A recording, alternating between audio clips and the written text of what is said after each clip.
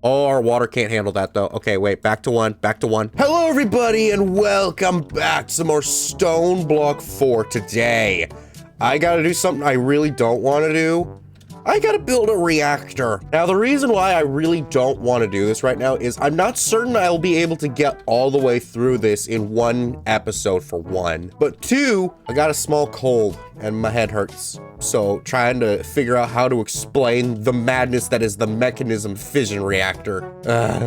I don't want to do this, but I have to do this. Anyways, though, for us to start with the fusion reactor, fortunately, it's not that difficult in terms of recipes.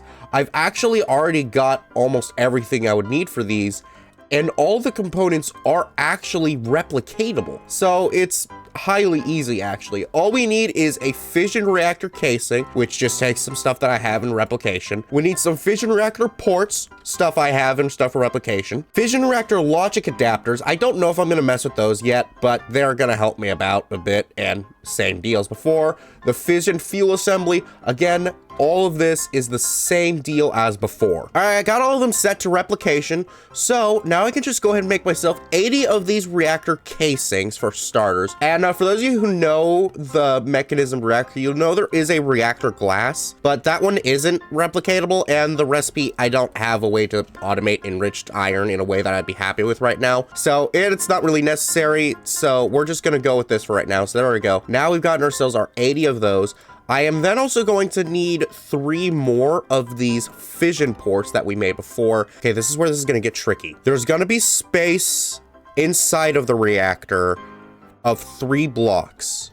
So I'm going to need 10 of these guys. Okay, that's cool. Because then we're also going to want to grab ourselves the control rod assembly that we had mentioned earlier.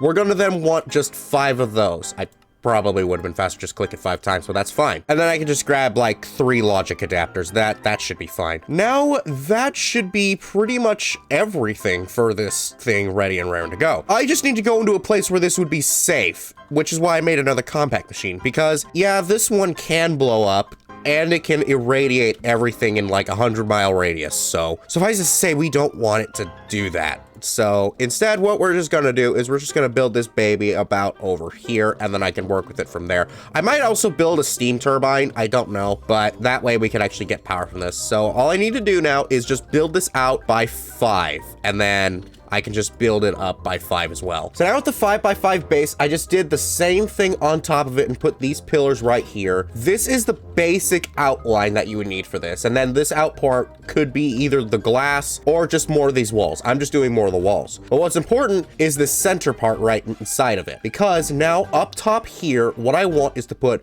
these control rod assemblies. These need to be at the top of wherever I put these fission fuel rods. And then that is the basic part of the reactor completely done. After that, what I would need to do is just decide on where I want my ports to go. It's gonna be subject to a bit of change depending on how I want things to go, but I think I'm gonna go ahead and put them something like that. And then as for this stuff, this would be a whole bunch of redstone stuff that I'm gonna have to take care of. So we'll just put that. Again, it could be subject to change depending on how this goes. I don't exactly remember how I wanted to do this, so I'd have to look up how I used to do that again. It's been a while. Yeah, here we go. Once we go ahead and put these final blocks in, oh, it would seem I ran a little short.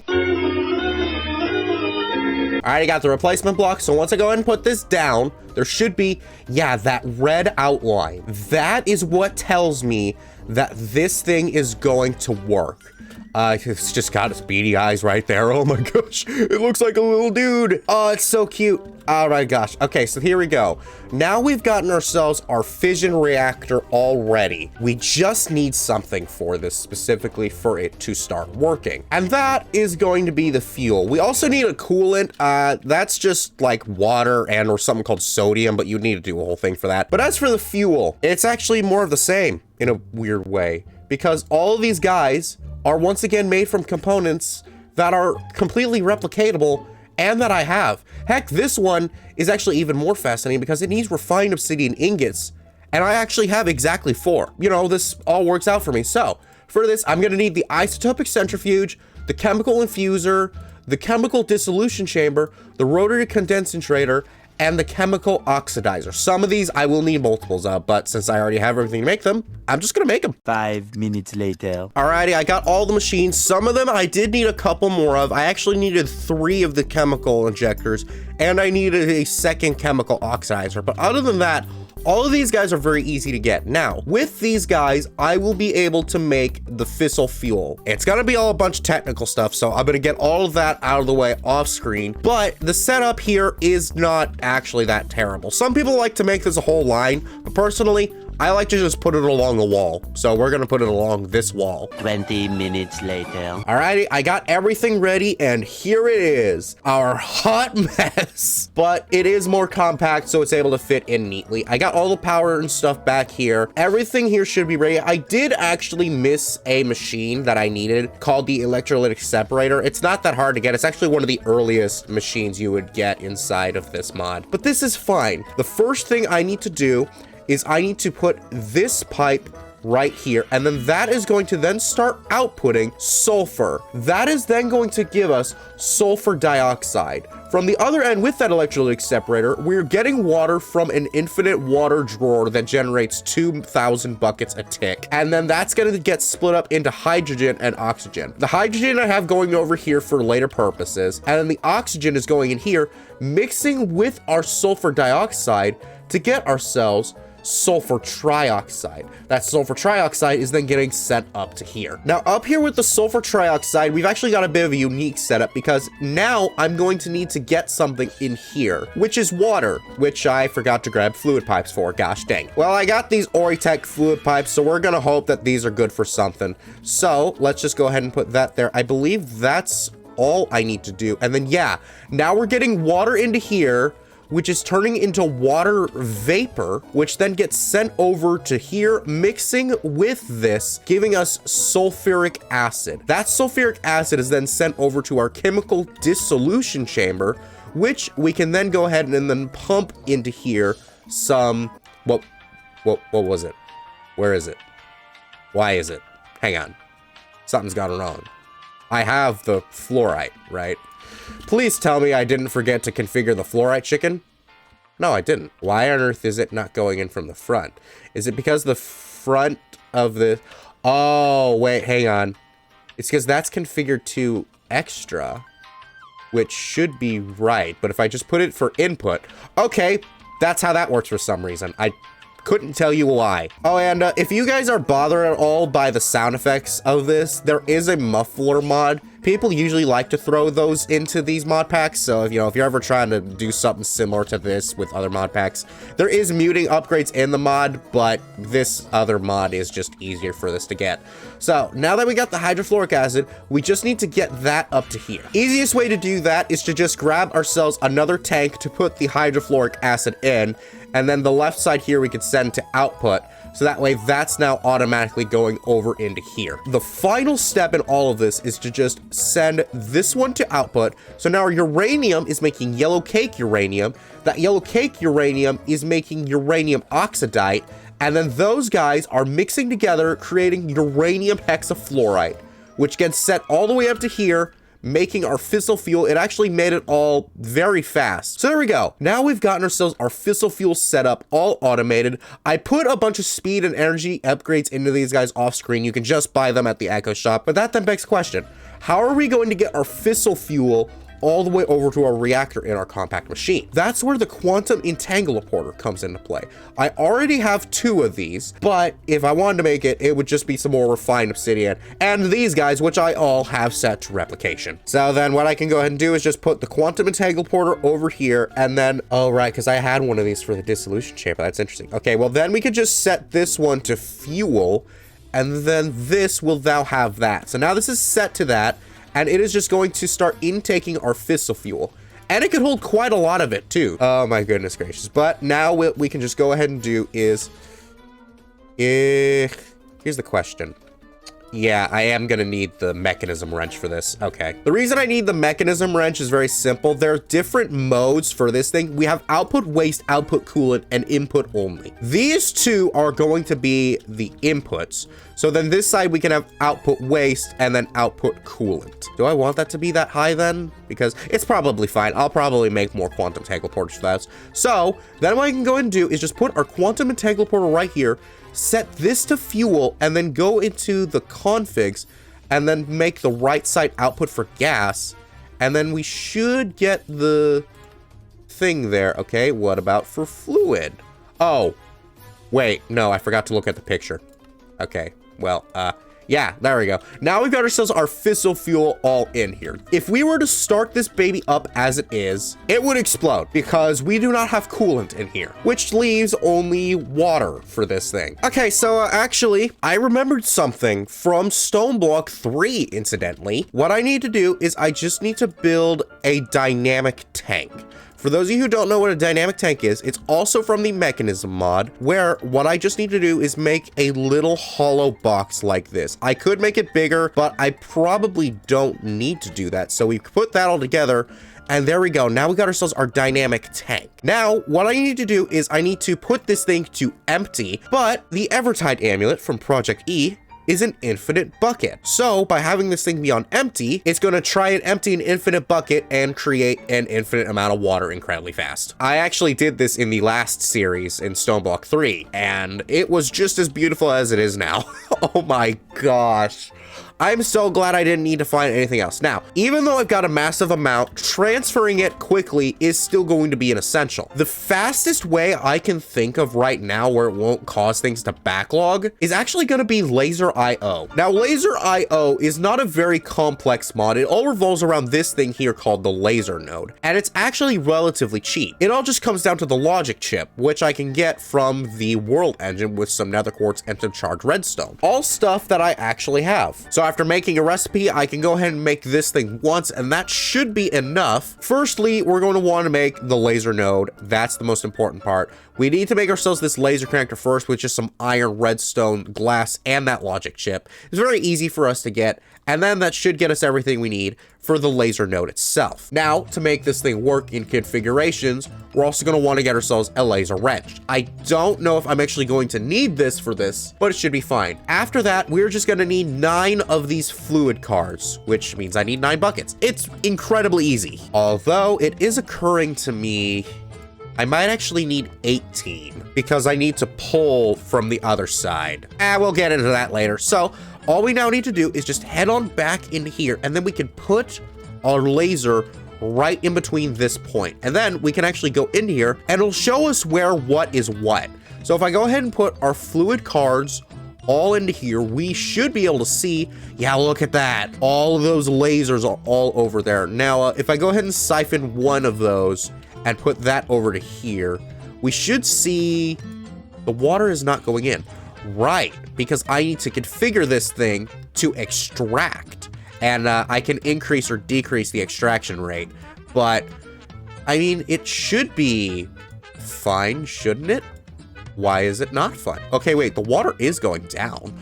Oh, okay, it is going in. It's just going in very slowly. Okay, so what I'm gonna do then is I'm gonna put all of these guys into here, and then I'm gonna put all of them on extract, and then I'm gonna grab another 9, and we should see just how fast this goes. Later. All right, I got all the new fluid cards, so now when I put all of these in, that should be 45 buckets a tick, because like these things, it said they had an extraction yet of, yeah, about 5,000.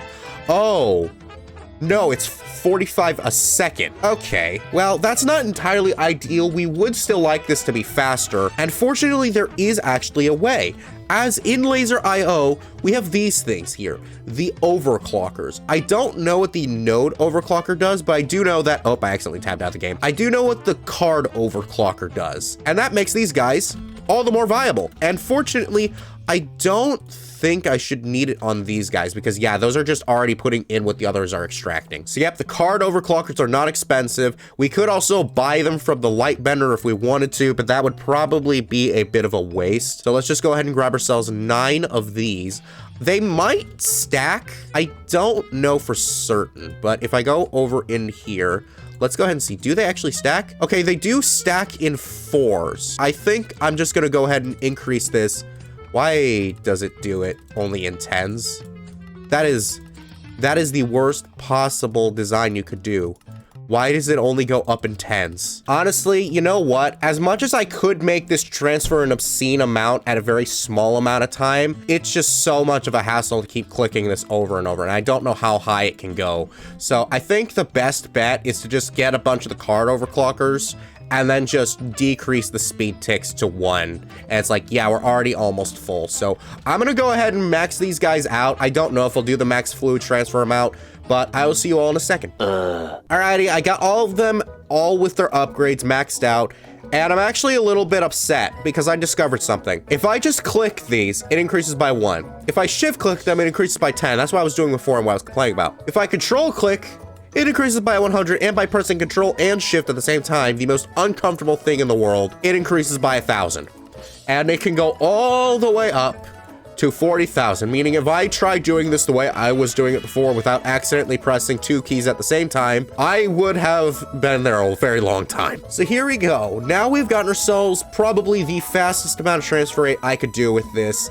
I guess I could add more ports and add more laser nodes if I really wanted to go crazy with this. But this should be fine. All that would be left for us to do would be to check the stats for this. I can actually configure a few things. Right now I'm at a burn rate of a millibucket a tick. I can increase this to 1 millibucket a tick. So now 1 millibucket of fissile fuel will be burned every tick. This is to speed this up. So let's go ahead and activate this baby and see. Our fissile fuel is going up, meaning this is stable at its current level. That is good. Okay, let's go ahead and scram to turn this thing off. Now, we have 2 products here. One is steam, the other is waste. Waste is actually what is important for us to continue on in our final quest line, as we're gonna need to make ourselves another multi-block machine for this baby. But ultimately, it's gonna need the waste for us to turn that into polonium. That is gonna be a bit of a thing I'm not certain I want to do right now. The reason why I'm on the fence with it is because at the end of it, I'm gonna need to make myself the SPS, which is gonna require a lot of plutonium and polonium, both of which take a lot of nuclear waste, and also HDPE sheets, which I haven't even started setting up yet. That I might do off screen because honestly, it's just a bunch of more mechanism stuff with stuff that I have done in the past. But I want enough of this stuff, and it's a bit of a slow process that I'm hoping I will have by, at the very least, next video. What I'm thinking is I'm gonna make this baby, and then we're gonna see if I can get that stuff started at the very least to get ourselves our polonium and our plutonium, as that just takes another isotopic centrifuge. That's fine. So I guess fingers crossed, let's go ahead and make ourselves this next machine right here, the neutron activator. It's a multi-block for some things that I actually are not too difficult for me to get because, yeah, that's just glass with cognition stuff. I've already gotten that before. Carbon platings, I've already gotten all that before. That's pretty much on autocraft. The reactor, I think that one actually is also on autocraft because, yeah, I needed that for the neutron collector. So yeah, that one's good. An empowered void crystal. I already got the void stuff set up, so that's good. I don't know why this has the neutron activator set to check though, because I don't have the neutron activator, do I? Yeah, no, I don't. I don't know why it thinks I do, but I don't. So I'm gonna go ahead and gather up all this stuff real quick. Much later. Alrighty, I finally got everything for the neutron activator. Turns out this thing needed HDPE sheets anyways, so I had to go off and make that whole setup. I'll show you all that later. For right now, though, we can just go ahead and put this baby down, and there should be a way for me to know how to build this guy, because, yeah, if I go ahead and click this, there we go. Yeah, I was looking up trying to see how to actually build this because I didn't want to have to do trial and error again. And I saw someone do this and was like, oh, well, that would be nice to know for stuff earlier. Now all I need to do is just put these guys in the order that it's showing. So it's just going to be what looks like a little casing of these carbon plates, which, by the way, look very sick now that I'm actually seeing them placed down. I don't think I've ever actually seen them placed down before, but with their connecting textures, it actually looks really sick. It looks like an alien spaceship building material. I feel like you could totally do something like that, and I absolutely love it. So really, all that's left for me to do is to just pump the stuff into here. So we can just go ahead and then take out our nuclear waste. I need one more pipe. Alrighty, let's go ahead and try this again. So now I got that. The nuclear waste is in there, and this also has the neutrons, so all that should be left for me to do is just heat this thing up. All I should need for that is just put this baby here with a flux point, so that way we can actually keep this thing properly powered.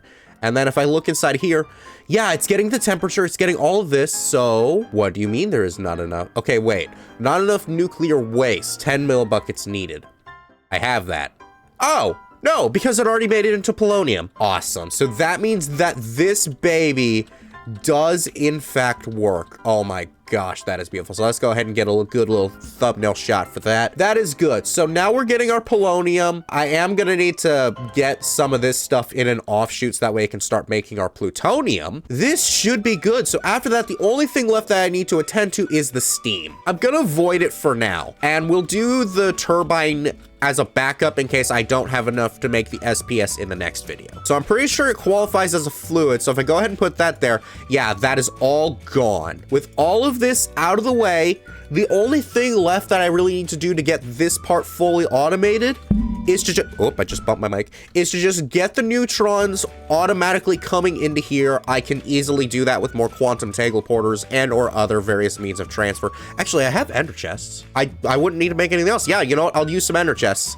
All that's left for me to do is just get all that situated. We can start this up, and we'll have our polonium and plutonium generating for the future. Eventually. Alrighty, so now it is the moment of truth. I got both of these guys hooked up. I got the ender chest with all my neutronium in there. All that's left is to turn this baby back on, and we should start seeing some magic. Wait, the nuclear waste is not going into here. I see why.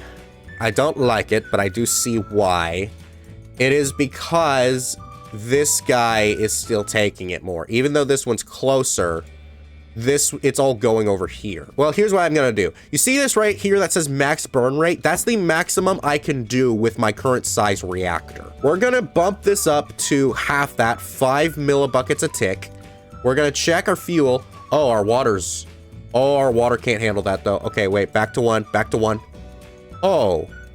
Okay, so that's the other thing you need to worry about is your fuel, because this stuff, although it's transferring at an obscene rate, is still not fast enough. My options would be to make the tanks bigger and then to add more of these laser nodes, or I don't think I can add priority cards to these guys, so yeah, that would probably be my only option when it comes to that. Okay, dang it. I can probably go up to 2.5 then for like half of that.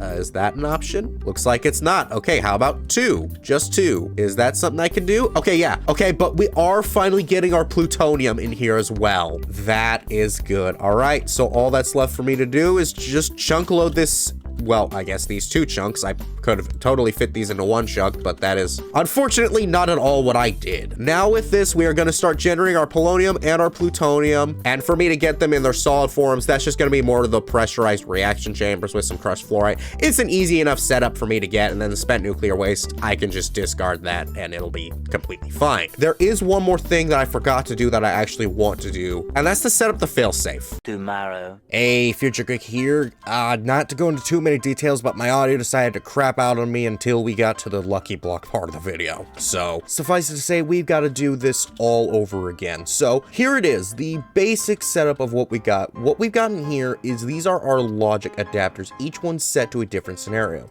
This one's set to damage critical, this one's set to critical waste, and this one is set to high temperatures. If at any point any of these conditions are met, it will light this redstone like so, disabling our redstone torch and our redstone signal over here, disconnecting our entire setup. The moment any of those is back off, we set our redstone signal back, and it turns back on. I'm actually going to want to turn this thing back off for other reasons. I have maintenance to do behind the scenes. You all don't need to worry about that, but yeah, it's a very simple setup to work with. After that, I had talked about me wanting to show you guys how I did the whole HDPE sheet setup here. but it's a little bit less impressive now as I gotten to the point where it's turned off, but I'll run through it anyways. So right here, we've got our entangled block that is connected to our setup up there, which is taking out oxygen and then pouring that over into here for later purposes. At the basics, though, we have rotten flesh going into this crusher, making ourselves this biofuel, which then gets sent over to here with some hydrogen, which we've also got that same block, but we're getting it from this quantum entangleporter. Don't ask me why I did it like that, I just did. And then we got a basic tank pumping water into here, mixing with those, making ourselves ethylene, and I believe something called substrate, but since the whole process is off, it's not doing that right now. The ethylene would then go over to here, making liquid ethylene, which would then mix with that water and oxygen and that substrate, which would then make ourselves these HDPE pellets, which then gives the HDPE sheets. I don't know why the audio is doing that stuff. Hopefully I won't need to worry about that. For right now, all you guys should need to worry about is opening up today's chance cube. Yes, it is that part of the show where I open a chance cube, risking my life for all your entertainment. Let us go ahead and see what happens. It's a chest. What? Oh, it's spewing out a, oh, wait, hold on a minute. It's giving me a bunch of stuff. Okay, I can take that. Oh, now I get melons. So did you like this video? Good. Then be sure to check out our last Stoneblock 4 video where we got the particle accelerator to make neutronium. Bye-bye.